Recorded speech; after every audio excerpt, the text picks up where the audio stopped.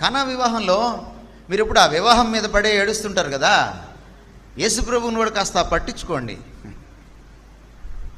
ఆయన కానా వివాహంలో తల్లొచ్చి ఆయన్ని, అయ్యా ద్రాక్షరసం అయిపోయింది అంటే ఆయన అన్నమాట ఏంటి? నా సమయం ఇంకనూ రాలేదు. ఆయన మధ్యలో తీసుకెళ్ళి చంపేయడానికి ప్రయత్నం చేస్తే తప్పించుకొని వెళ్ళాడు. ఎందుకని?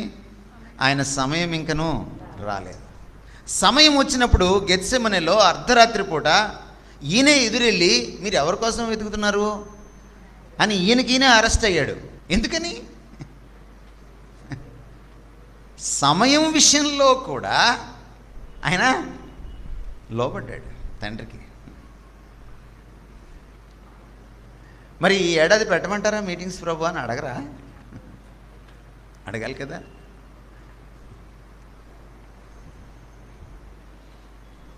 సో ప్రభువుకి దగ్గర అవ్వాలి. ఎప్పటికప్పుడు ప్రభువు ఏం చెప్తాడా అని మనం ఎదురు చూడాలి. అప్పుడే మనం నిజమైన సేవకులం అవుతాం.